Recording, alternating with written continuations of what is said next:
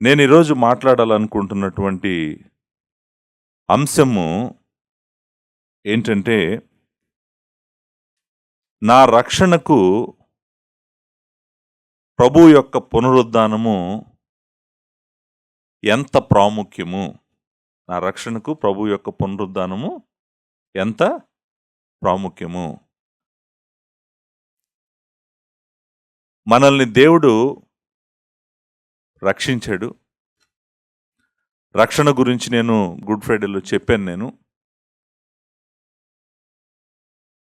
Good Friday రోజు మనం చూసాం, ప్రభు సిలువ పైన మన కోసము పాపమైపోయి దేవుని ఉగ్రత అంతా తీసుకొని ఆయన దేవుడి నుంచి వేరైపోయి భరించినటువంటి ఆ మహావేదన వలన మనమందరము తప్పించబడుతున్నాము, మనందరికీ రక్షణ కలుగుతుంది అనేటువంటిది నేను గుడ్ ఫ్రైడే రోజు మాట్లాడాను. తర్వాత ఏం జరిగిందో మనందరికీ తెలుసు. మరి 3 గంటల సమయంలో నా దేవా నా దేవా అని నా చేయి ఎలా విడిచితివి అన్న ప్రభువు వెంటనే దప్పిగొనుచున్నాను, సమాప్తమైనది, తర్వాత తండ్రి నీ చేతికి నా ఆత్మను అప్పగించున్నాను, త్వరగా ఆ 3 మాటలు మాట్లాడటం, ఆయన తన ప్రాణము ఇచ్చేయటం జరిగింది. ఆ మాటలు మనము మొన్న చదివినటువంటి మాథ్యూ చాప్టర్ 27లో లాస్ట్లో చదువుతాము. త్వరగా ఆయన 50వ వచనంలో యేసు మరలా బిగ్గరగా కేకవేసి ప్రాణము విడిచెను. ఆ తర్వాత ఆయన చనిపోయిన తర్వాత ఆయన మరి మృతదేహాన్ని ఆయన శిష్యుడిగా ఉన్నటువంటి అరిమతయ యోసేపు అను ధనవంతుడు మరి పిలాతును అడిగి ఆ దేహము తను తీసుకొని తర్వాత శుభ్రమైన నారబట్టలు చుట్టి తాను రాతిలో తొలగించుకున్న క్రొత్త సమాధిలో ఉంచి సమాధి ద్వారమునకు పెద్ద రాయిని పొర్లించి వెళ్ళెను అని 27వ అధ్యాయం 57వ వచనం నుంచి 60వ వచనం వరకు మనము చూస్తాము. సో ఆయన మరణించాడు. మరణించిన తర్వాత ఆయన్ను సిలువ మీద నుంచి కిందకు దించారు. కిందకు దించిన తర్వాత ఆయన దేహానికి సుగంధ ద్రవ్యాలు రాస్తూ క్లాత్తో ర్యాప్ చేశారు. హెడ్కి తర్వాత బాడీకి అంతా కూడా ర్యాప్ చేశారు క్లాత్ని. చేసిన తర్వాత సిలువ వేయబడిన స్థలానికి దగ్గరలోనే రాతిలో చేయబడినటువంటి ఒక సమాధిలో ఆయన్ని ఉంచి, ఒక సమాధి ద్వారం దగ్గర ఒక రాయిని దొర్లించారనేటువంటి మాట కూడా మనం ఇక్కడ చూద్దాం కదా. ఒక పెద్ద రాయిని పొర్లించి వెళ్ళిపోయారు అనేటువంటిది. తర్వాత మనందరికీ తెలుసు, ఆ రాతిని ఒకవేళ తన శిష్యులు వచ్చి ఆ రాయిని తొర్లించి ఆయన మృతదేహాన్ని తీసుకొని వెళ్ళిపోతారేమోనని యూదులు ఏం చేశారు? యూదులు పిలాతు దగ్గరికి వెళ్ళారు. వెళ్ళి దాన్ని గాడ్ చేయమన్నారు. గాడ్ చేయమనేటువంటి మాటలు 62 నుంచి 66వ వచనం వరకు మనం చూస్తాం. అందుకు పిలాతు 65వ వచనంలో కావలి వారు ఉన్నారు కదా, మీరు వెళ్ళి మీ చేతనైనంత మట్టుకు సమాధిని భద్రం చేయడని వారితో చెప్పెను. వారు వెళ్ళి కావలి వారిని కూడా ఉంచుకొని రాతికి ముద్ర వేసి సమాధిని భద్రం చేశారు. చూడండి, రోమన్ సీలు, రోమన్ సోల్జర్సు ఎంత సెక్యూరిటీ ఉందో చూడండి. సమాధిలో పెట్టడం, రాయి పొర్లించడం మాత్రమే కాదు, ఆ రాయిని సీలుని టచ్ చేయాలంటే రోమా సామ్రాజ్యాన్ని టచ్ చేసినట్టేనమాట. అంతా సెక్యూర్ ప్లేసు. అలాగే తర్వాత సోల్జర్స్ కూడా ఉన్నారు, కావలి వారు కూడా ఉన్నారు, కావలి కాస్తున్నారు కదా, కావలి కూడా కాస్తున్నారు. అది యాక్చువల్గా ఆ రోజు జరిగినటువంటిది. ప్రభు మరణించటము, ఆయన సమాధిలో పెట్టడం అనేటువంటిది జరిగింది. జరిగిన తర్వాత దేవుని కుమారుడు ఆయన చెప్పిన విధంగానే 3వ దినాన ఆయన పునరుద్ధానుడై లేచాడు. ఆ మాటలు మనం 28వ అధ్యాయము బిగినింగ్ నుంచే మనం చూస్తాం. విశ్రాంతి దినము గడిచిపోయిన తర్వాత, సాటర్డే అయిపోయిన తర్వాత, ఆదివారమున తెల్లవారుచుండగా మగ్దలేని మరియయు వేరొక మరియయు సమాధిని చూడవచ్చిరి. ఇదిగో దూత పరలోకము నుండి దిగివచ్చి రాయి పొర్లించి దాని మీద కూర్చుండెను. అప్పుడు మహాభూకంపము కలిగెను. చాలా ఈవెంట్స్ జరిగినాయి అన్నమాట. So morning early hours of సండేలో పరలోకం నుంచి దూత దిగి రావటం, రాయిని పొర్లించడం, రాయి మీద కూర్చోవటం, భూకంపం కూడా వచ్చింది అనేటువంటిది మనం చూస్తాము. ఆ దూత స్వరూపం మెరుపు వలె ఉండెను, అతని వస్త్రము హిమమంత తెల్లగా ఉండెను. అతనికి భయపడటం వలన కావలి వారు వణికి చచ్చిన వారి వలె ఉండరు. ఇప్పుడు కావలి వారు ఏం చేస్తారు? భూకంపం వచ్చి పరలోకం నుండి దూత వచ్చి రాయిని తీసి పక్కన పడేశారు అనుకోండి, ఈ కావలి ఉన్న వాళ్ళు ఏం చేస్తారు? ఏం చేయలేరు. ఏం చేయలేని పరిస్థితిలో భయంతో చచ్చిన వారి వాడే వణుకుతో ఉండిపోయారంట.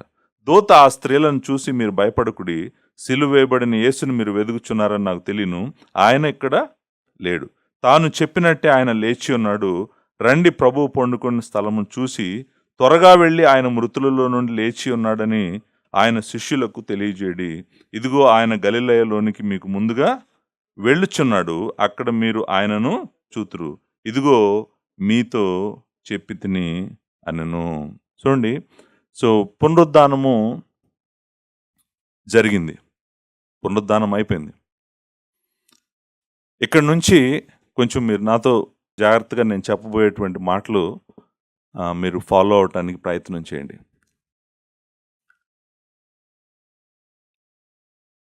నేను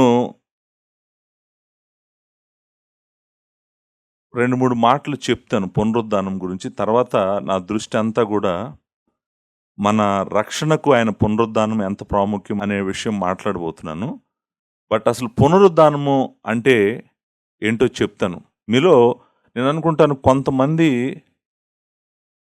చాలా కాలంగా చర్చిలకు వెళ్తున్న వాళ్ళు ఉండరు, కొంతమంది కొత్తగా దేవుణ్ణి నమ్ముకున్న వాళ్ళు ఉన్నారు. మేబీ మీలో కొంతమంది పునరుద్ధానము అనేటువంటి మాట మొదటిసారి వింటున్నారేమో. పునరుద్ధానము అంటే ఏంటి? పునరుద్ధానము అంటే చనిపోయిన వ్యక్తి తిరిగి లేవటం కాదు. పునరుద్ధానం అంటే చనిపోయిన వ్యక్తి తిరిగి లేవటం కాదు. లాజరు చనిపోయాడు, తిరిగి లేచాడు. లేచిన లాజరు ఎక్కడున్నాడు? మళ్ళీ చనిపోయాడు. అలాగే మీకు గుర్తుంది కదా, ఎలీషా చనిపోయిన తర్వాత దాదాపు సంవత్సరానికి అనుకుంటా ఒకసారి ఒక శవాన్ని మోసుకెళ్తూ ఉంటారు. మోయాబీలు వస్తున్నారని చెప్పి ఆ శవాన్ని తీసుకెళ్ళి ఎలీషా సమాధి దగ్గర పెడతారు.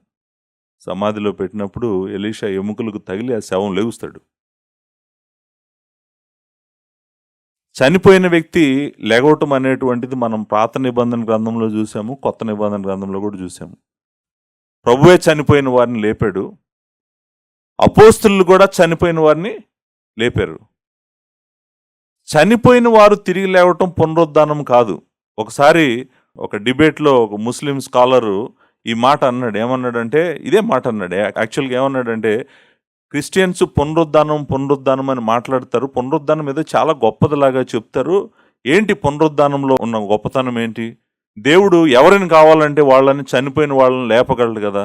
దేవుడికి అసాధ్యం కానిది ఏముంది? అది సాధ్యమే కదా, లేపుతాడు కదా.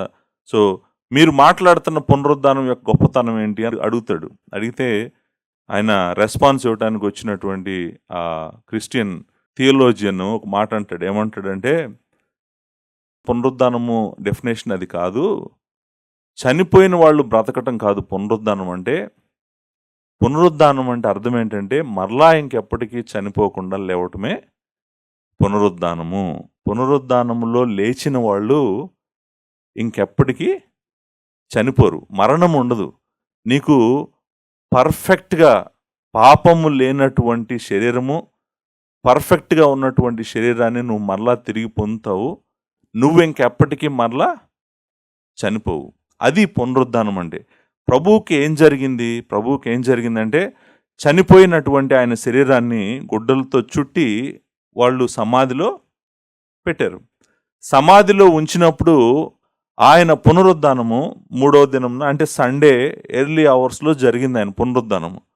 సండే ఎర్లీ అవర్స్లో జరిగినప్పుడు మీరు గమనిస్తే సమాధి లోపల ఉన్నటువంటి శరీరము లేదు. శరీరము లేదు, బాడీ లేదు. చాలామంది ఏమనుకుంటున్నారంటే, నేను రక్షించబడిన తర్వాత నేను పరలోకం వెళ్తాను, నేను పరలోకంలో ఉన్నంత కాలము నా ఆత్మతోనే ఉంటాను, నా శరీరం భూమి మీదే ఉండిపోద్ది, ఈ శరీరం ఎప్పటికీ నా ఆత్మ నుంచి వేరైపోద్దని చాలామంది అనుకుంటూ ఉంటారు. నిజానికి అది కాదు. ప్రభు యొక్క పునరుద్ధానం ఎలా జరిగిందో నిజానికి మనందరి పునరుద్ధానం కూడా అలానే జరగబోతుంది. ఎగ్జాక్ట్లీ సేమ్ వేలో జరగబోతుంది. కాబట్టి మరణం అప్పుడు ఆత్మ శరీరము రెండు వేరైపోయినాయి కదా. మరణము అంటే అర్థం ఏంటంటే ఈ రెండు వేరైపోయినాయి. ఈ రెండు వేరైపోయినప్పుడు శరీరము సమాధిలో ఉంది, ఆయన ఆత్మ దేవుని సన్నిధికి వెళ్ళిపోయాడు. ఆయన ఆ రోజు మరణించిన రోజే నువ్వు ఈరోజు నాతో కూడా పరదేశంలో ఉండు అన్నాడు. సో మరలా మూడో దినాన ఏం జరిగిందంటే మరలా ఈ రెండు కలిసినాయి అనమాట. ఈ రెండు కలిసినప్పుడు ఆయనకు పునరుద్ధానము జరిగింది. ఆ శరీరము అందుకే లేదు, సమాధిలో శరీరం లేదు. చక్కగా ఆయన చుట్టూ చుట్టినటువంటి గొడ్డలు మాత్రం ఉన్నాయి అక్కడ. ఆయన బాడీ లేదు. ఆయన బాడీ ఏమైందంటే పునరుద్ధానము జరిగింది. పునరుద్ధానం అంటే అర్థం ఏంటంటే ఆయన మరణమును జయించి, మరణము ఆయనను ఆపలేదు. మరణాన్ని జయించి ఆయన కాంకర్ చేసి విజయంతో లేచాడు, పైకి లేచాడు. ఈసారి లేచినప్పుడు ఎలాంటి శరీరంతో లేచాడంటే మహిమ శరీరంతో లేచాడు. లేచినటువంటి ప్రభువుకి, పునరుద్ధాన శరీరం పొందినటువంటి ప్రభువుకి, మీరు పునరుద్ధాన శరీరం కూడా భౌతికమైనటువంటి శరీరమే, అది మళ్ళీ ఆత్మ అని మీరు అనుకోవద్దు.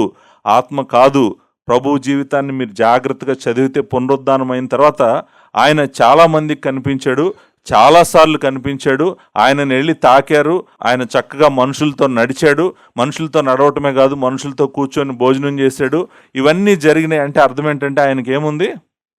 శరీరము ఉందన్నమాట. పునరుద్ధానం అయిన తర్వాత శరీరము కూడా మనతోనే ఉంటుంది. మన శరీరం, మన ఆత్మ మరలా తిరిగి వస్తుంది. కాకపోతే ఇప్పుడు వచ్చినటువంటి శరీరము మహిమ శరీరము, మరి గొప్ప శరీరము, పాపము లేనటువంటి శరీరము, పర్ఫెక్ట్ బాడీ ఆయన పొందుకున్నాడు అనేటువంటిది మనము గమనించాలి. సో పునరుద్ధానము గురించి మీకు అర్థం కావాలంటే, పునరుద్ధానం అంటే అర్థం ఏంటంటే మరణమును గెలిచి లేవటం మాత్రమే కాదు, మరలా ఎప్పటికీ మరణించకూడదు.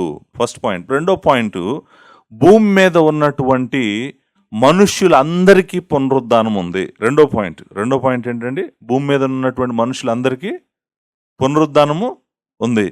పునరుద్ధానము అందరికీ ఉంది. నేను అనేది విశ్వాసులకి ఉంది, అవిశ్వాసులకు కూడా పునరుద్ధానం ఉంది. మీరు జాగ్రత్తగా ఫాలో అవ్వాలి మీరు నన్ను. సో పునరుద్ధానం అనేటువంటిది ఎవరికి ఉంది?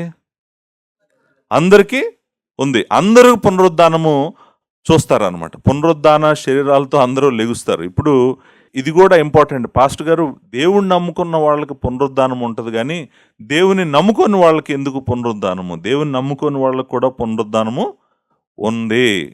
ఎందుకు ఉంది అంటే వాళ్ళని దేవుని సన్నిధి నుంచి దూరంగా పంపించేటప్పుడు పునరుద్ధానం అయిపోయిన తర్వాతే దేవుని నుంచి దూరమైనటువంటి సన్నిధి అంటే నరకంలోకి పంపించబోయే ముందు వాళ్ళు పునరుద్ధాన శరీరాలతోనే వెళ్తారు నరకంలోకి ఆత్మలో బాధపడరు.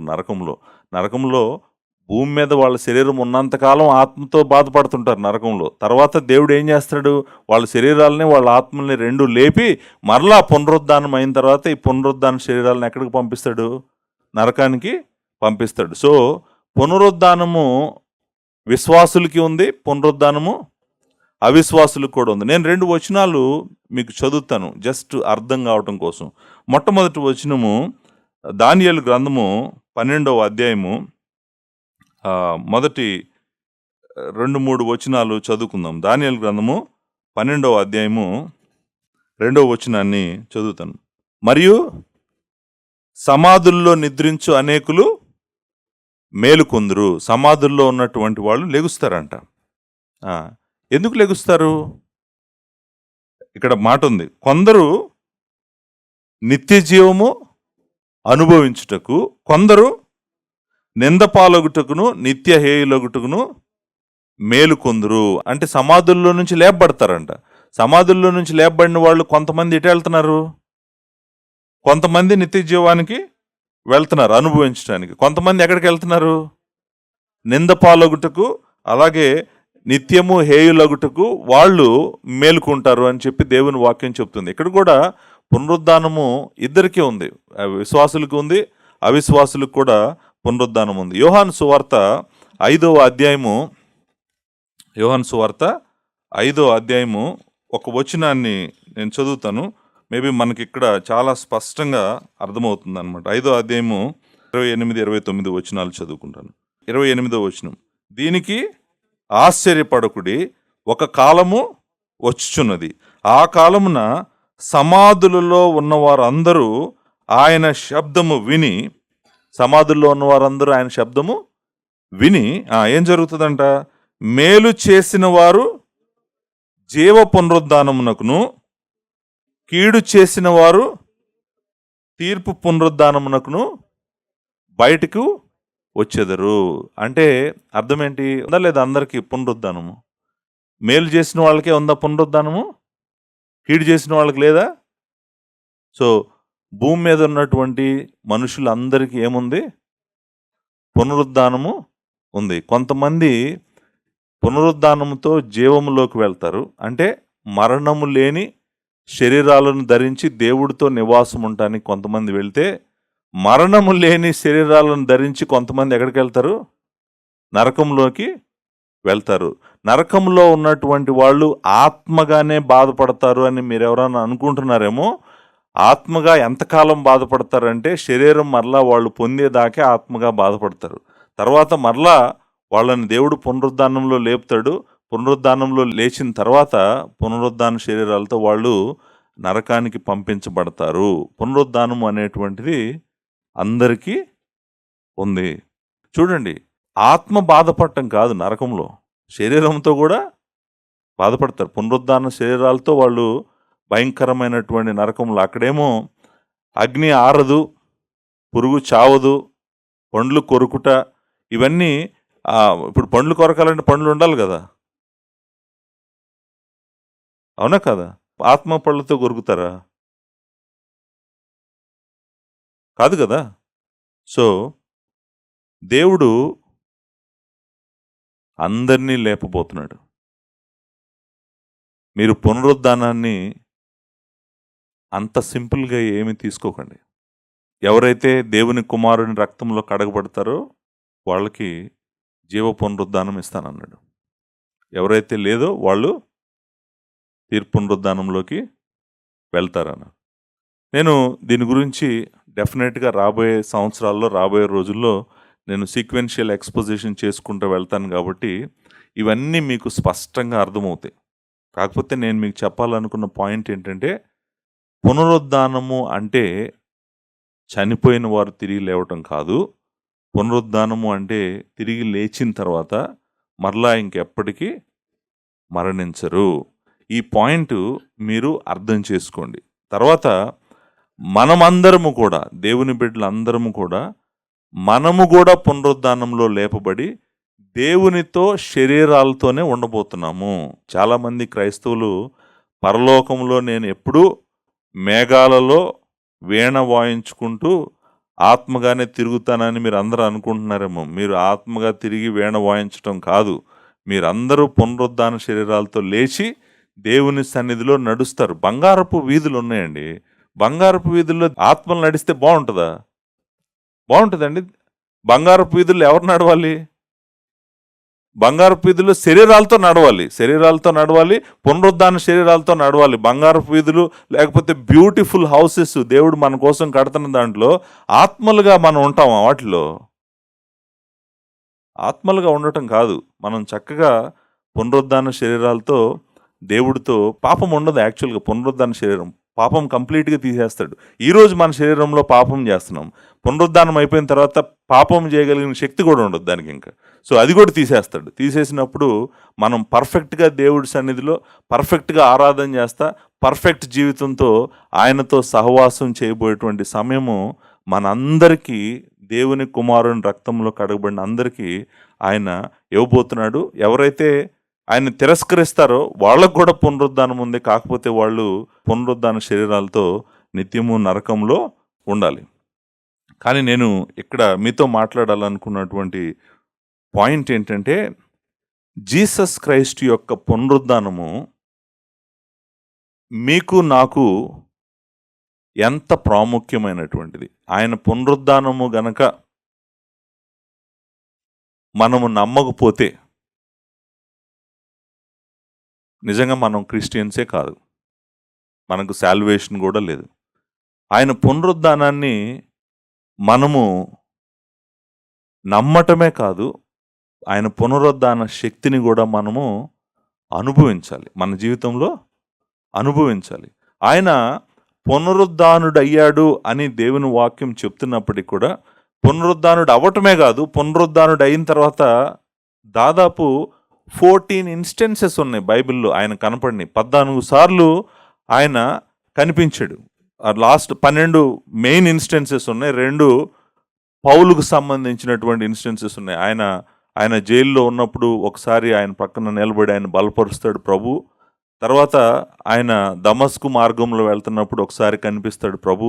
సో ఆ 2 ఇన్స్టెన్సెస్ తీసిస్తే మనము 12 సార్లు లార్డ్ జీసస్ క్రైస్ట్ ఆయన పునరుద్ధానం అయిన తర్వాత ఆయన ఆరోహణం అవటానికి ముందు భూమి మీద ఆయన పునరుద్ధాన శరీరంతో కనిపించాడు. సో రిజరక్షన్ని క్వశ్చన్ చేయడానికి అసలు అవకాశమే లేదు, ఎందుకంటే ఆయన పునరుద్ధానుడు అయిన తర్వాత చాలామంది కనిపించాడనే దేవుని వాక్యం కూడా చెప్తుంది. కాబట్టి ఆయన పునరుద్ధానుడు అవటం, అంతేకాదు ఒలీవల కొండ మీద నుంచి ఆయన ఆరోహణమై తండ్రి కుడిపార్శ్వమున ఆసీనుడై ఉన్నాడని మనము దేవుని వాక్యంలో చూస్తున్నాము.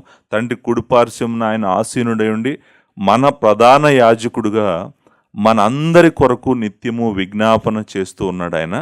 అంతేకాదు ఆ శక్తిని, ఆ పునరుద్ధాన శక్తిని మనమందరము అనుభవించాలని ప్రభువు కోరుకుంటున్నాడు. మనం అందరము ఆ పునరుద్ధాన శక్తిని అనుభవించాలి. అది నా పాయింట్ ఈరోజు.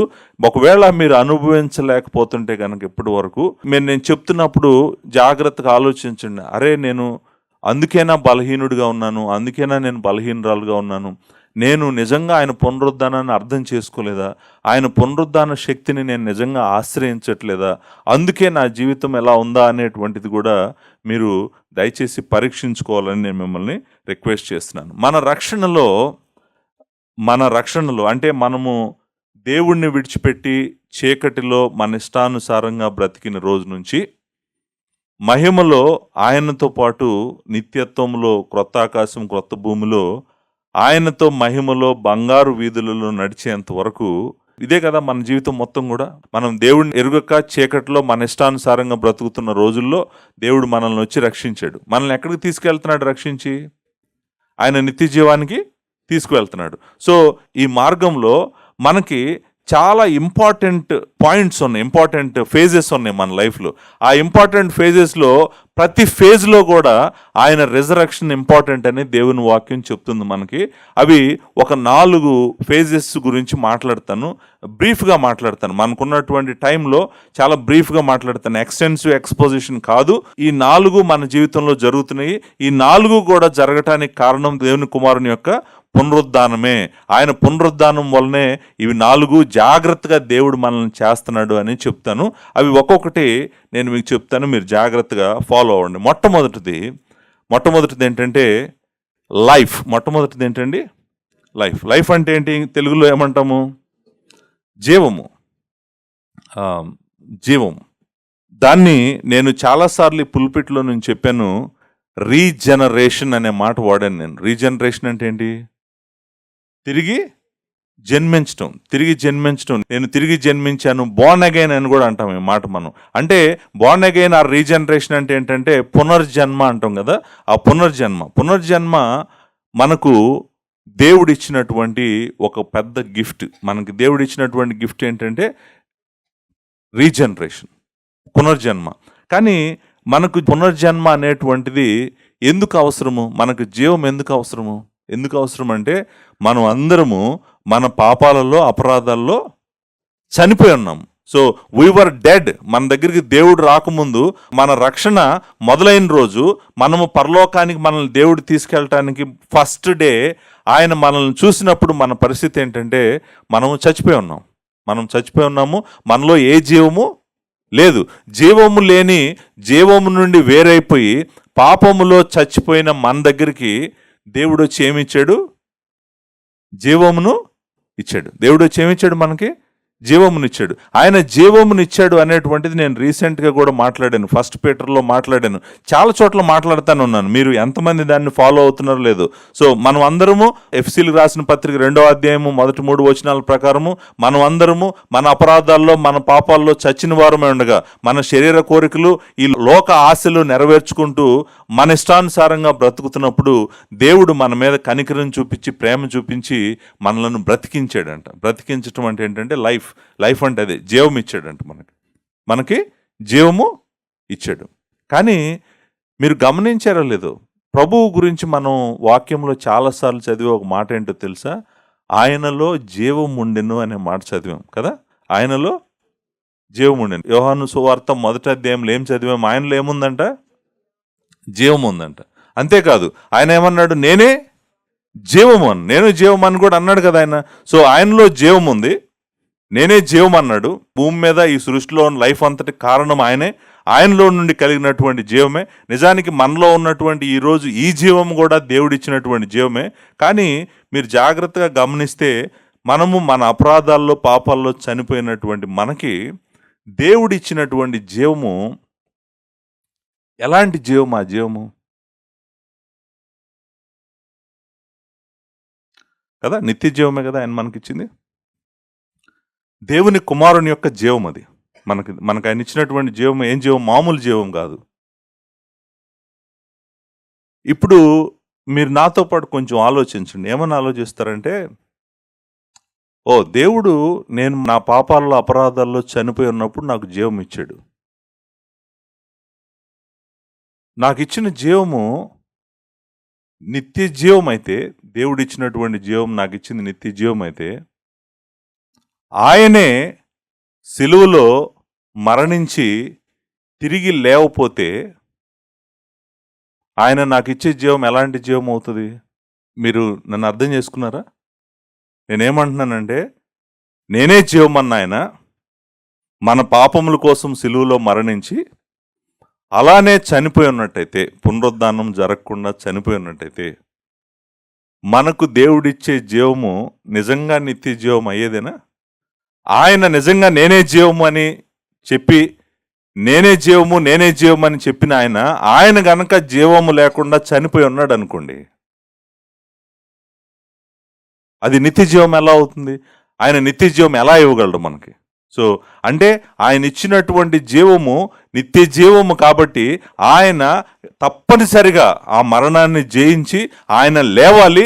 లేచి నిజంగా మరణాన్ని జయించిన వాడే నిలబడితేనే కానీ మనతో ఆయన వాగ్దానం చేసినటువంటి జీవము నిత్య జీవం అవ్వదు. లేకపోతే నిత్య జీవం ఎలా అవుతుంది? అందుకే మీరు గుర్తుందో లేదో, నేను ఫస్ట్ పీటర్ చెప్పినప్పుడు ఈ పాయింట్ వెరీ ఇంపార్టెంట్గా పీటర్ చెప్తాడు.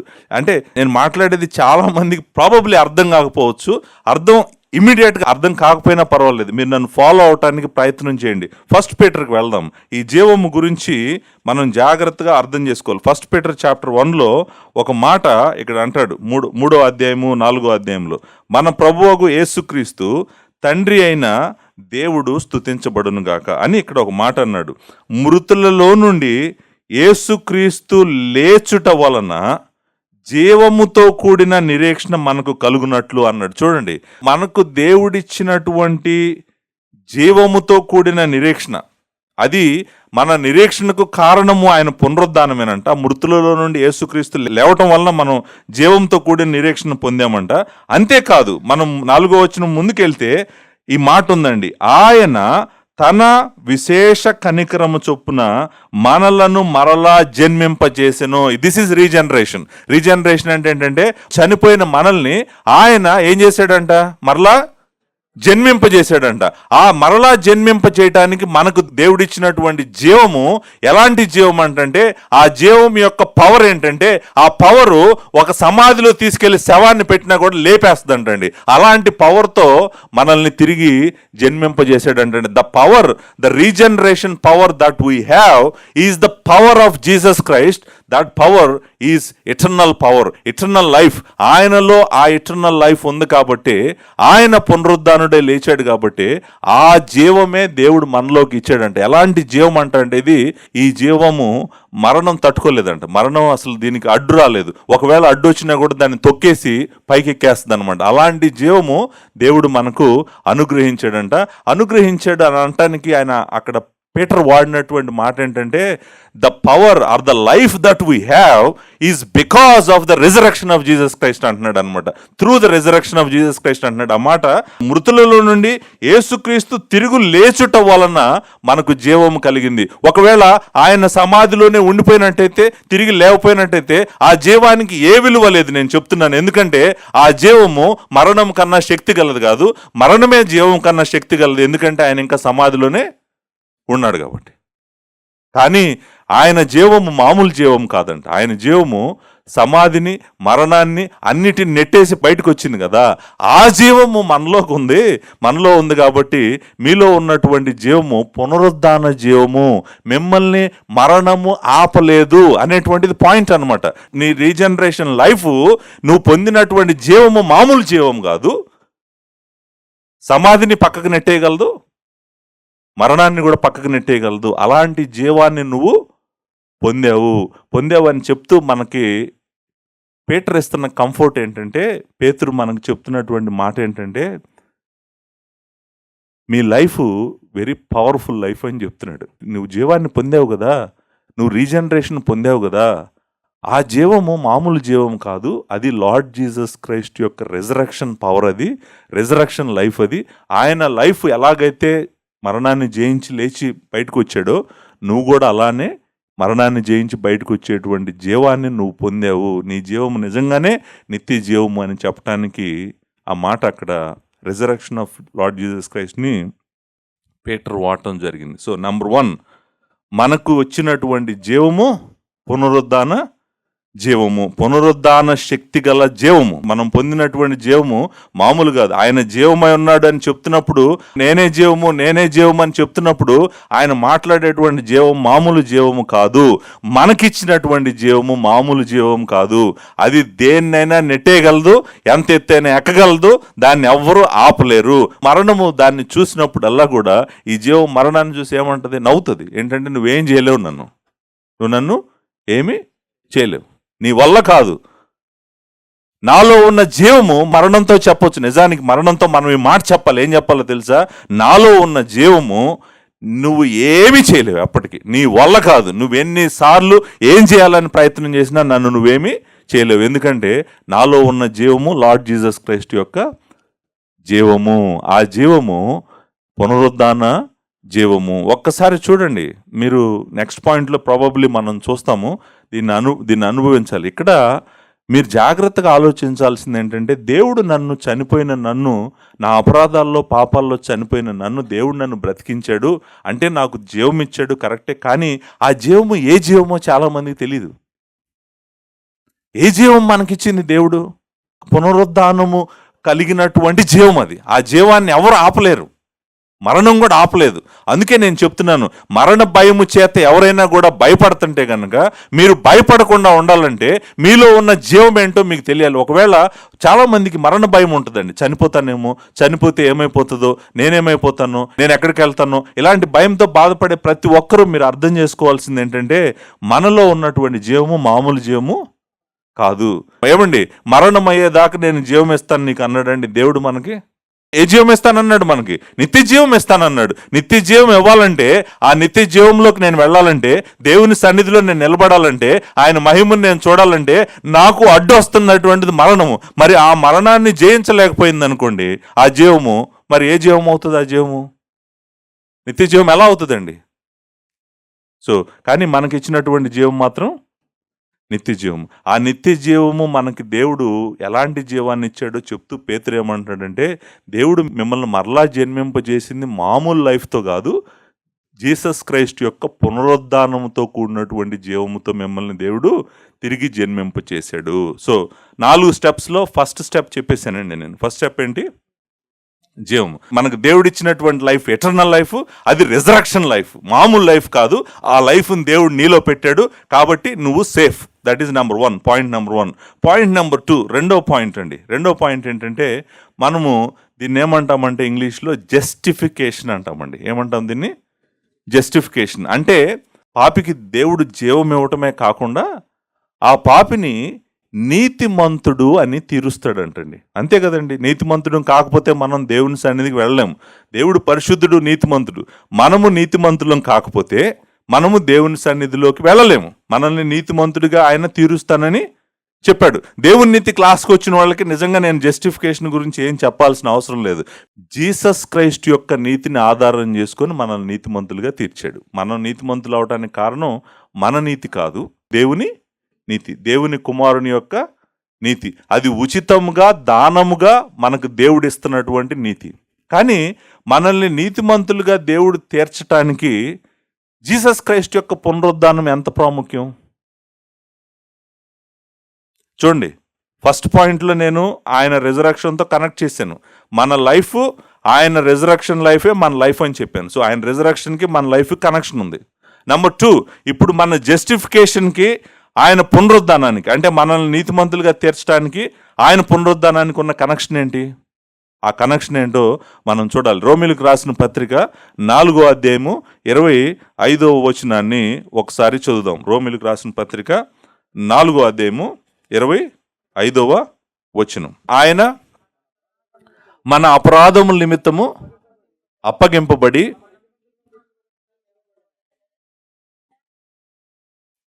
లేపబడటం అంటే ఏంటి? లేపబడటం అంటే ఏంటండి? పునరుద్ధానమే కదా.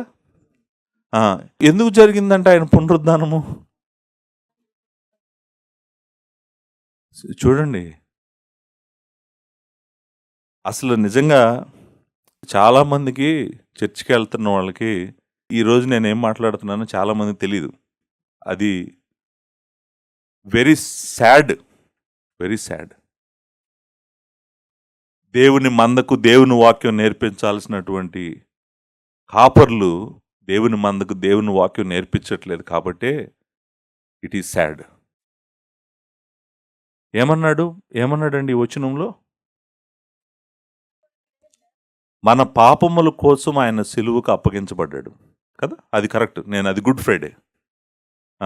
ఈస్టర్ కూడా ఉంది ఆ వచనంలో. గుడ్ ఫ్రైడే ఉంది, ఈస్టర్ ఉంది, రెండు ఉన్నాయి ఆ వచనంలో. సో ఆయన మన అపరాధముల కోసం అప్పగించబడ్డాడు, కరెక్టే. నా పాపముల కోసం ఆయన సిలువలోకి వెళ్ళాడు, కరెక్టే. నా పాపమంతా ఆయన మీదకు తీసుకున్నాడు, కరెక్టే. నా ఉగ్రత అంతా ఆయన మీదకు తీసుకున్నాడు, కరెక్టే. అదంతా కరెక్టే. కానీ రెండో సైడ్ కూడా ఉంది. దానికి రెండో సైడ్ ఏంటండి? రెండో సైడ్ ఏంటంటే మనము నీతిమంతులుగా తీర్చబడుటకు ఆయన లేపబడును. నా ప్రశ్న ఏంటంటే, మీరు జాగ్రత్తగా వినండి. నా ప్రశ్న ఏంటంటే, ఆయన గనక పునరుద్ధానుడిగా లేవపోతే మనలో ఎవ్వరమైనా ఒక్కళ్ళమైనా నీతిమంతులుగా అయ్యేవాళ్ళమా? ఎందుకని అవ్వలేము? ఆన్సర్ త్వరగానే చెప్పారు, చాలా త్వరగా చెప్పారు అవ్వలేమని. కానీ ఎందుకని అవ్వలేము?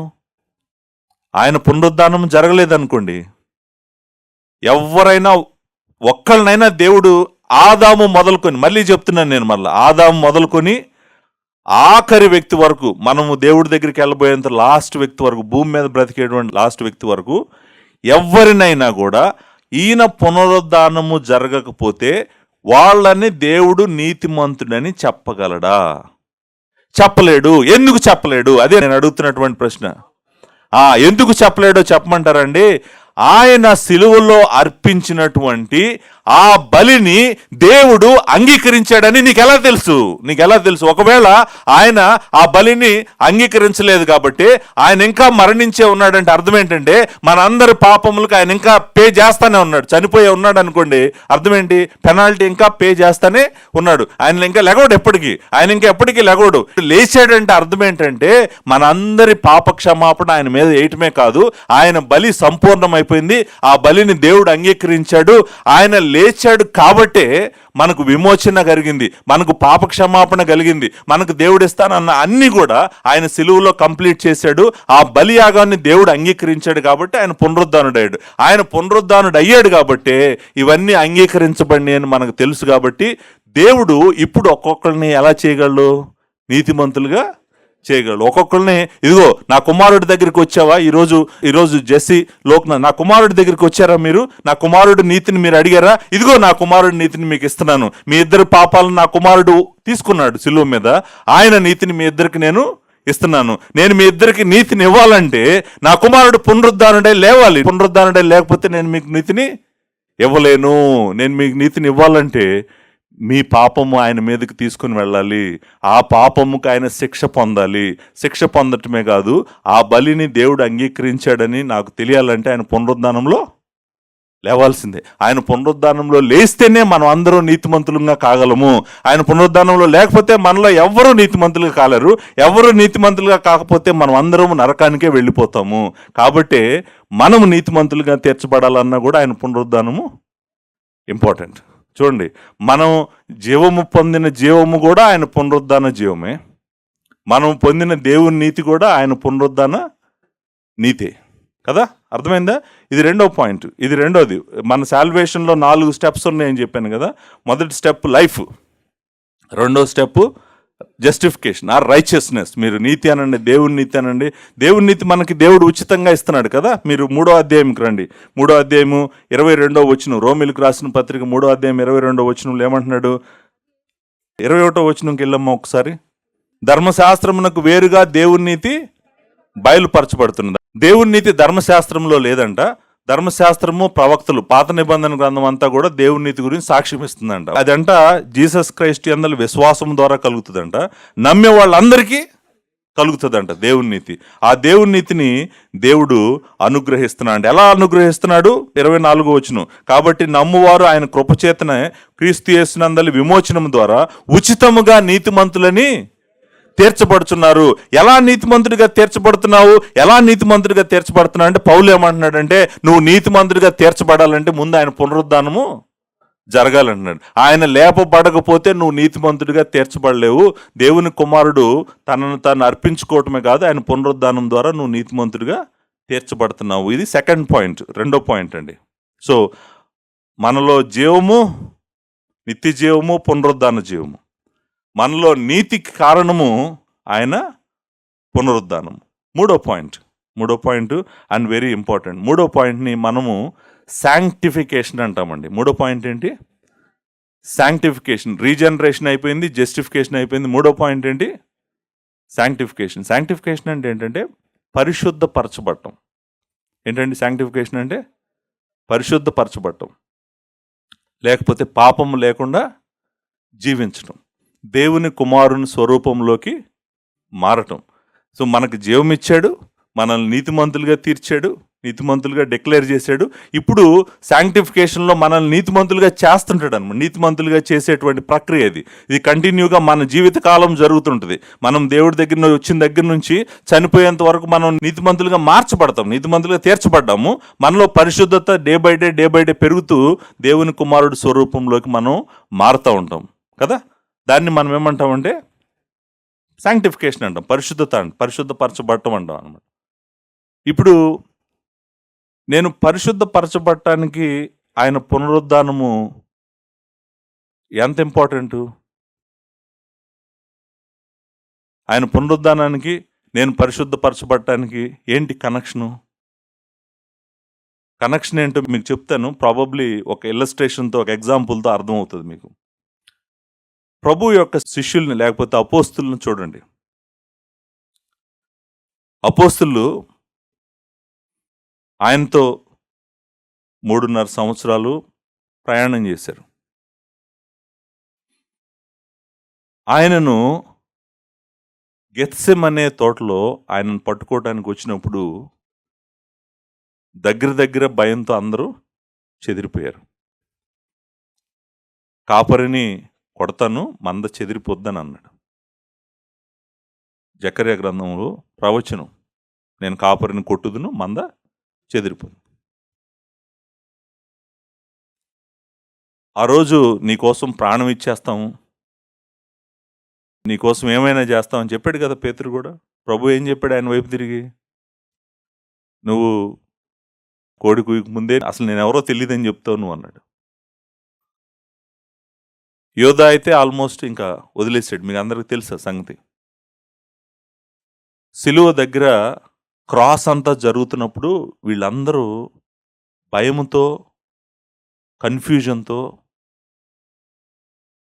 అబద్ధం చెప్తూ నిజంగా భయంకరంగా ఉన్నారు వీళ్ళ జీవితాలు. చూడండి, మీరు జాగ్రత్తగా ఫాలో అవ్వండి. వాళ్ళని అలాంటి భయపడుతూ, వణుకుతూ, చెదిరిపోయి తిరుగుతున్నటువంటి అపోస్తలుల్ని మరణం అంటే ధైర్యంగా, ఏమంటారు మనం తెలుగులో, ఛాతిని ముందుకు పెట్టి నిలబడ్డారు కదా, రొమ్ము విరిచి మరణం అంటే లెక్క చేశారా? లెక్క చేయలేదు. జీసస్ క్రైస్ట్ గురించి చెప్పడానికి భయపడ్డారా? భయపడలేదు. అంత పిరికి వాళ్ళు, అంత భయపడేటువంటి వాళ్ళు, అంత పవర్ఫుల్ పీపుల్ అవటానికి కారణం ఏంటి? కారణం ఏంటో చెప్పమంటారా? పునరుద్ధానం. కారణం ఏంటి? పునరుద్ధానం. పునరుద్ధానము ఏ రోజైతే జరిగిందో, పునరుద్ధానుడైన ప్రభు ఒక్కసారి వాళ్ళకి కనపడగానే ఇంకా అసలు డిసైడ్ అయిపోయారు వాళ్ళు. ఏంటంటే, నేను ఇంకా ఎవరికి భయపడను, దేనికి భయపడను. మ్యాక్సిమం ఏం చేస్తారు? నన్ను వాళ్ళు చంపుతారు. చంపితే జీవమే నా పక్కన ఉంది కదా, జీవాధిపతే నాతో ఉన్నాడు కదా. జీవమే నా పక్కన ఉన్నప్పుడు, జీవాధిపతే నాతో ఉన్నప్పుడు వాళ్ళు చంపితే నాకేంటి? నాకేమవుతుంది? ఇదిగో ఇప్పుడే ఆయన వచ్చాడు, వెళ్ళి మరణంలోంచి బయటకు వచ్చాడు. నేను మరణంలోకి వెళ్తాను, నన్ను బయటికి తీసుకొస్తాడు. నేను ఎవరికి భయపడాలి? నేను ఎవరికి భయపడాల్సిన అవసరం లేదు. ఎందుకంటే because I have the resurrection power now, because he's right with me and he's available to me all the time. అసలు వాళ్ళ పర్స్పెక్టివ్ అంతా కూడా మారిపోవటానికి కారణం ఏంటంటే resurrection of the Lord Jesus Christ. ప్రభువు కనుక పునరుద్ధానం జరగకపోయినట్టయితే ఈ మంద ఏమైపోయేది తెలుసా? అసలు అడ్రస్ లేకుండా పోయేది ఈ మందని జాగ్రత్తగా మరలా దేవుడు గ్యాదర్ చేసి ఒక పవర్ఫుల్ పీపుల్గా, భూమిని తల క్రిందులు చేయగలిగిన వారుగా ఈరోజు అన్ని దేశాలలో జీసస్ క్రైస్ట్ను ప్రకటించగలిగేటువంటి శక్తిమంతులుగా చేసిందే పునరుద్ధానం అండి, రిజరక్షన్. ఎందుకంటే there is no fear of death any longer. So మనము దేనికి భయపడాల్సిన అవసరం లేదు, ఆఖరికి మరణానికి కూడా భయపడాల్సిన అవసరం లేదు. రేపొద్దున నిన్ను చెరసాల్లో నుంచి బయటికి తీసుకెళ్లి తల కోసేస్తారంటే హ్యాపీగా రాత్రి పాటలు పాడుకుంటూ పడుకొని నిద్రపోగలిగినటువంటి శక్తి ఏంటో తెలుసా? అది పునరుద్ధాన శక్తేనండి. It is the resurrection power that transforms you like anything అనమాట. నువ్వు గనక భయపడుతూ ఉంటే, వణికిపోతా ఉంటే, కృంగిపోతా ఉంటే, నీ జీవితంలో దేవుడి కోసం బ్రతకలేకపోతా ఉంటే గనక నువ్వు గుర్తుపెట్టుకోవాల్సింది ఏంటంటే, you are not enjoying, you are not experiencing the resurrection power of Lord Jesus Christ. అందుకే నీ లైఫ్, నా లైఫ్ అలా ఉందండి. 12వ అధ్యాయంలోకి వచ్చేటప్పటికి యాకోబు చిరఛేదనం చేశారు. నిజానికి అందరూ తన ప్రాణాన్ని పెట్టారు కదండి లార్డ్ జీసస్ క్రైస్ట్ కోసం. అందరూ, శిష్యులందరూ వాళ్ళ ప్రాణం పెట్టడానికి కారణం ఏంటో చెప్పమంటారండి? పునరుద్ధానము వాళ్ళని మార్చేసిందండి, అప్పటికీ మార్చేసింది. Resurrection has transformed them, changed them for ever. మీరు కూడా, నేను చెప్తున్నాను, మీరు రిజరక్షన్ని ఆశ్రయించండి, రిజరక్షన్ పవర్ని మీరు ఆశ్రయించండి. పౌలు ఫిలిప్పీలకు రాసిన పత్రికలో ఈ మాట వాడతాడు. యాక్చువల్గా పునరుద్ధాన శక్తి అనేటువంటి మాట వాడతాడు. ఏమంటాడు చూడండి, ఫిలిప్పీలకు రాసిన పత్రిక 3వ అధ్యాయంలో పునరుద్ధాన బలము అంటాడు కదా, పునరుద్ధాన బలమును, ఆ మాట 10వ వచనం, 3వ అధ్యాయం 10వ వచనంలో 8వ వచనం నుంచి చదువుదామా. నిశ్చయముగా నా ప్రభు అయిన యేసుక్రీస్తును గూర్చిన అతి శ్రేష్టమైన జ్ఞానము నిమిత్తము సమస్తమును నష్టముగా ఎంచుకొనుచున్నాను. క్రీస్తును సంపాదించుకొని ధర్మశాస్త్ర మూలమైన నా నీతిని గాక క్రీస్తునందలి విశ్వాసం మూలమైన నీతి. జస్టిఫికేషన్ మళ్ళీ మాట్లాడుతున్నాడు ఇక్కడ. సో జస్టిఫికేషన్ గురించి మాట్లాడుతూ మళ్ళీ ముందుకెళ్ళి ఏమన్నాడంటే, నీతి గలవాడనే ఆయన యందు అగుపడి నిమిత్తము ఏ విధము చేతనైనను మృతులలో నుండి నాకు పునరుద్ధానము కలగోలనని ఆయన మరణ విషయంలో సమాన అనుభవము గలవాడనై ఆయనను, ఆయన పునరుద్ధాన బలమును ఎరుగు నిమిత్తము అన్నాడు. చూడండి, అది that is the resurrection power. ఆయన పునరుద్ధాన బలమును ఎరగటమే కాదు, నేను పునరుద్ధానంలో ఉండాలి దేవుడితో, దేవుని కుమారుడితో అనేటువంటి ఆశ కలిగి ఆయన ఏమంటున్నాడంటే, ఆయనను, ఆయన పునరుద్ధాన బలమును ఎరుగు నిమిత్తము, ఆయన శ్రమలలో పాలువాడినగుట ఎట్టుతో ఎరుగు నిమిత్తము సమస్తమును నష్టపరుచుకుని వాటిని పెంటతో సమానముగా ఎంచుకొనిచున్నాను. చూడండి, ఆయన అంత తనను తాను దేవుడికి డెడికేట్ చేసుకోవటానికి కారణం ఏంటంటే, again it is a resurrection power. అక్కడ పునరుద్ధాన బలము అనేటువంటి మాట ఉంది కదా, పునరుద్ధాన బలము ఎవరిది? జీసస్ క్రైస్ట్ యొక్క పునరుద్ధాన బలం గురించి మాట్లాడుతున్నాడు అనమాట. సో ఆ పునరుద్ధాన బలం తెలుసుకోవటమే కాదు, నేను పునరుద్ధానం గలవాడిని ఉండాలని ఆశపడతా ఉన్నాడు. చూడండి, మీరు గనక మీ జీవితాల్లో పవిత్రంగా పరిశుద్ధంగా ఉండలేకపోతుంటే దానికి కారణం ఏంటంటే మీరు ఇంకా రిజరక్షన్ పవర్ని ఎక్స్పీరియన్స్ చేయట్లేదు. మీరు రిజరక్షన్ పవర్ని ఎక్స్పీరియన్స్ చేశారంటే, పునరుద్ధాన బలాన్ని మీ జీవితాల్లో చూడటం మొదలు పెట్టారంటే మీరు దేనికి భయపడరు, ఎవరికి భయపడరు. దేవుని కోసమే మిమ్మల్ని మీరు డెడికేట్ చేసుకొని ఎలాగైనా కూడా నా ప్రభువును సంతోష పెట్టాలని పరిగెట్టేటువంటి జీవితం మీకు ఎప్పుడు వస్తుందంటే ఆయన పునరుద్ధాన బలమును మీరు ఆశ్రయించిన రోజు కలుగుతుంది. ఇది 3వ పాయింట్ అండి. నేను చెప్పాలనుకున్న 3వ పాయింట్ ఏంటంటే, చూడండి, మీరు చనిపోయినప్పుడు మీకు జీవం ఇచ్చింది ఆయన పునరుద్ధానమే, మీకు నీతినిచ్చింది ఆయన పునరుద్ధానమే, మిమ్మల్ని బోల్డ్గా స్ట్రాంగ్గా బలంగా చేస్తుంది కూడా ఆయన పునరుద్ధానమే. నిజానికి 1 కొరింథీయులకు రాసిన పత్రిక 15వ అధ్యాయం, ఇంకొక వచనం కూడా చదువుతాను. 15వ అధ్యాయం మొత్తము మాట్లాడుతున్న టాపిక్ రిజరక్షనేనండి. 15వ అధ్యాయం మొత్తం నిజానికి బైబిల్ మొత్తంలో 66 పుస్తకాల్లో పునరుద్ధానం మీద ఎక్కువగా మాట్లాడినటువంటి ఒకే ఒక అధ్యాయము 1 కొరింథీయులకు రాసిన పత్రిక 15వ అధ్యాయం. 15వ అధ్యాయంలో మొత్తం పునరుద్ధానం గురించి మాట్లాడతాడండి. జీసస్ క్రైస్ట్ యొక్క పునరుద్ధానం గురించి మాట్లాడతాడు, మన పునరుద్ధానం గురించి మాట్లాడతాడు. ఆయన పునరుద్ధానం గురించి 12వ వచనం నుంచి మాట్లాడతాడు. క్రీస్తు మృతుల్లో నుండి లేపబడి ఉన్నాడని ప్రకటించుండగా మీలో కొందరు మృతుల పునరుద్ధానం లేదని ఎట్లు చెప్పుచున్నారు. మృతుల పునరుద్ధానం లేని ఎడల క్రీస్తు కూడా లేపబడి ఉండలేదు, మరియు క్రీస్తు లేపబడి ఉండని ఎడల మేము చేయి ప్రకటన వ్యర్థమే, మీ విశ్వాసము వ్యర్థమే. చూడండి ఏమంటున్నాడో తెలుసా అండి, జీసస్ క్రైస్ట్ యొక్క రిజరక్షన్ జరగకపోతే మనం అందరం పాపాల్లోనే ఉన్నాం. ఇంకా మీ విశ్వాసం వేస్ట్, మా ప్రీచింగ్ వేస్ట్, మీ చర్చే వేస్ట్, మనం అందరం ఎవరి దారిన వాళ్ళు వెళ్ళిపోతే మంచిది. వెరీ స్ట్రాంగ్ వర్డ్స్ కదా అంటూ ముందుకొచ్చి ఆయన పునరుద్ధానం జరుగుతుందని, మన పునరుద్ధానం జరుగుతుందని అంతా చెప్పి లాస్ట్లో ఒక మంచి మాటలు అంటాడండి 58వ వచనంలో. కాగా ఏమంటాడండి, నా ప్రియ సహోదరులరా, మీ ప్రయాసము ప్రభువునందు వ్యర్థము కాదని ఎరిగి స్థిరులను కదలని వారును ప్రభు కార్యాభివృద్ధి అంది ఎప్పటికీ ఆసక్తులై ఉండేది. దిస్ ఈజ్ వాట్ సాంక్టిఫికేషన్ అండి. ఏంటంటే మనము ఎప్పుడు ప్రభు పని మీద ఆసక్తి కలిగిన వారమే ఉండాలంట. ఆ మాట అన్నాడు కదా, ప్రభు కార్యాభివృద్ధి అందు ఎప్పటికీ ఆసక్తి కలిగి ఉండటమే కాదు, మనము స్థిరంగా కదలకుండా దేవుని కోసమే ఉండాలంటే మనకి రిజరక్షన్ అర్థం కావాలంట. అంటే అధ్యాయం అంతా చెప్పి లాస్ట్లో ఏమంటున్నాడు, మీరు రిజరక్షన్ అర్థం చేసుకోండి, లార్డ్ జీసస్ క్రైస్ట్ యొక్క రిజరక్షన్ అర్థం చేసుకోండి, మీ రిజరక్షన్ అర్థం చేసుకోండి. ఇప్పుడు మీరు స్టేబుల్గా, స్ట్రాంగ్గా, ఫర్మ్గా, కమిటెడ్గా ఉండండి మీరు దేవుడి కోసం అని చెప్తున్నాడు. సో మనం అలా ఉండాలంటే మనము రిజరక్షన్ పవర్ మన లైఫ్లో ఎక్స్పీరియన్స్ చేస్తేనే, దాన్ని సరిగ్గా అర్థం చేసుకుంటేనే. ఇప్పుడు చూడండి, నాకు తెలుసండి, పౌలుకు తెలుసు, పేతురుకు తెలుసు, అందరికీ తెలుసు, మనకు కూడా తెలుసు. ఏం తెలుసు, ఒకవేళ ఎవరైనా నన్ను ఏదైనా చేస్తే చేయనివ్వండి, నేను జీసస్ క్రైస్ట్ని మాత్రం చెప్తాను, జీసస్ క్రైస్ట్ని మాత్రం ప్రకటిస్తాను. ఎవరైనా చేస్తే చేయనివ్వండి. చేస్తే ఏం జరుగుతుంది, మ్యాక్సిమం ఏం చేస్తారు, చంపేస్తారు.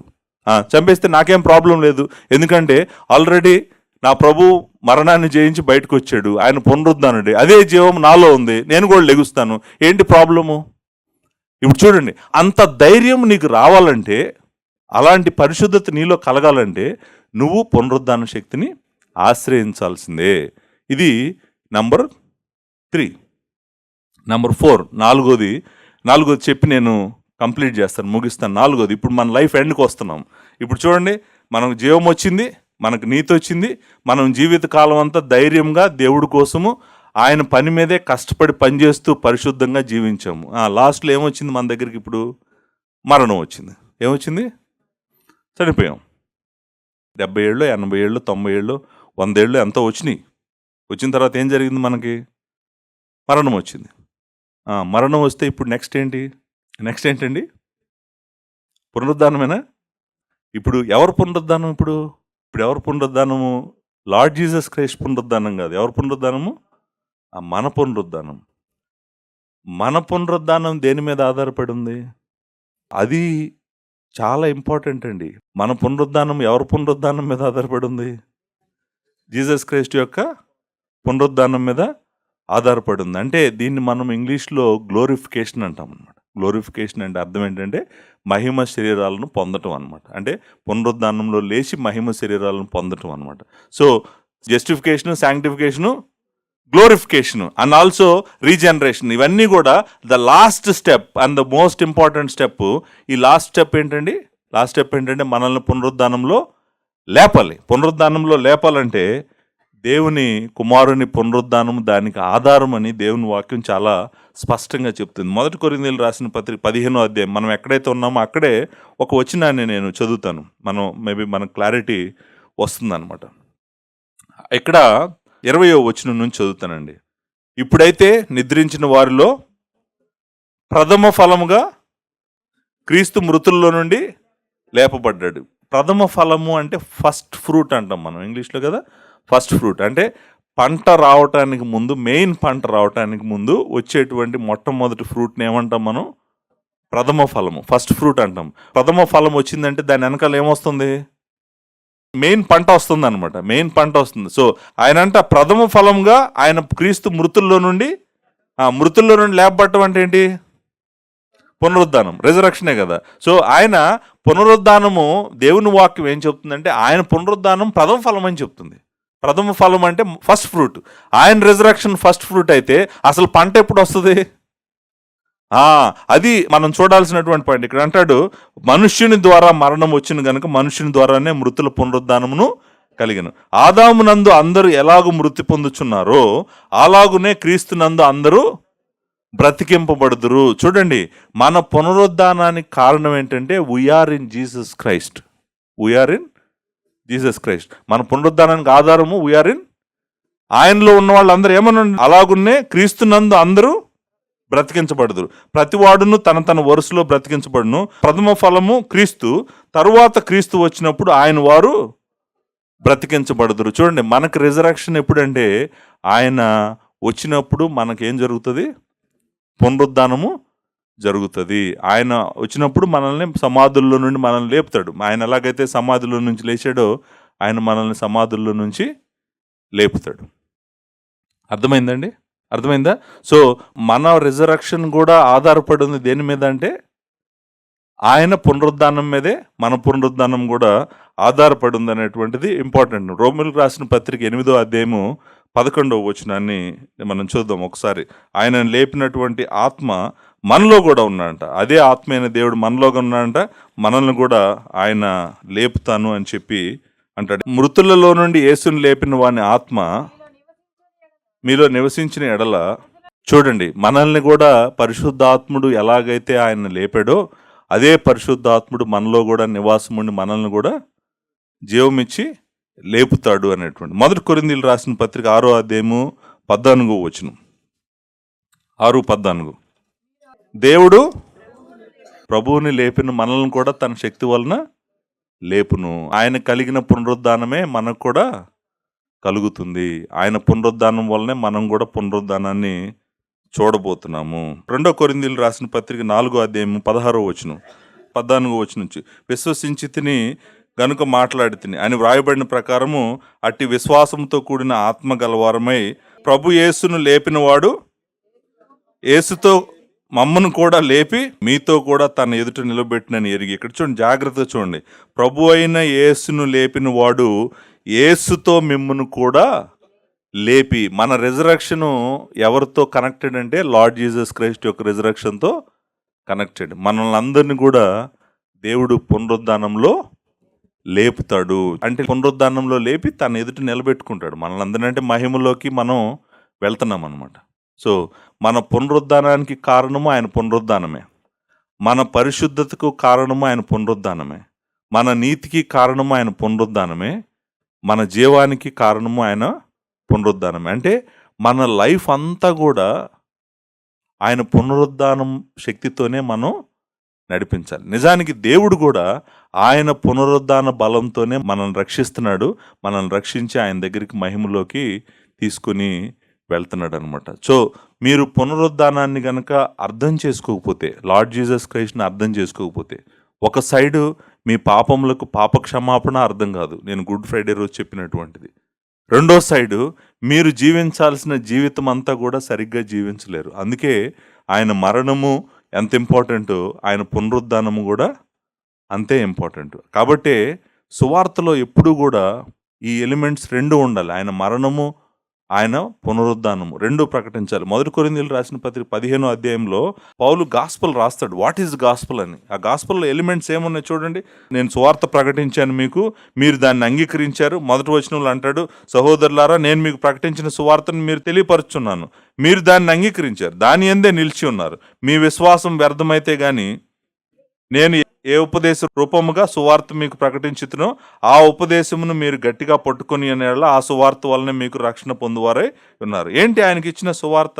నాకు ఇవ్వబడిన ఉపదేశమును మొదట మీకు అప్పగించుతుంది. అదేమనగా, జాగ్రత్తగా వినండి, సువార్తలో ఏమేమి ఉండాలో అదేమనగా, లేఖనముల ప్రకారము క్రీస్తు మన పాపముల నిమిత్తము మృతి పొందెను. It is about his death. Number 2, తర్వాత సమాధి చేయబడును, లేఖనముల ప్రకారము 3వ దినమున లేపబడెను. చూడండి, గాస్పెల్లో మనం ప్రీచ్ చేయాల్సింది మనుషుల గురించి కాదు. సువార్తలో చెప్పాల్సింది మనుషుల గురించి కాదు, సువార్తలో చెప్పాల్సింది దేవుని గురించి. అందుకే సువార్తకు దేవుని వాక్యం ఇచ్చినటువంటి పేరు ఏంటంటే దేవుని సువార్త. ఆ సువార్తలో ఏముండాలి ఎలిమెంట్స్? ఆయన డెత్ ఉండాలి, ఆయన రిజరక్షన్ కూడా ఉండాలి. 2 చెప్పాలి. నువ్వు డెత్ రిజరక్షన్ చెప్పాలి. చెప్తూ ఇక్కడ ఆయన ఎవరెవరికి కనపడ్డాడో చెప్తాడు 5వ వచనంలో. ఆయన కేఫాకు తర్వాత 12 మందికి కనపడిను, అటు తర్వాత 500 ఎక్కువైన సహోదరులు ఒక సమయం అందే కనపడిను. ఇంకా వరుసన చెప్పుకుంటూ వెళ్తాడు ఎవరెవరికి కనపడ్డాడు ఆయన పునరుద్ధానం అయిన తర్వాత. ఆయన పునరుద్ధానం ఇంపార్టెంట్ అని మాట్లాడుతూ ఈ అధ్యాయం అంతా కూడా రాస్తున్నాడు. కాబట్టి దేవుని కుమారుని యొక్క పునరుద్ధానాన్ని మనం అందరము ఈ ఈస్టర్ సండే రోజు అర్థం చేసుకోవాలి. నా లైఫ్ అంతా కూడా ఆయన డెత్ మీద, ఆయన రిజరక్షన్ మీదే నడుస్తుంది.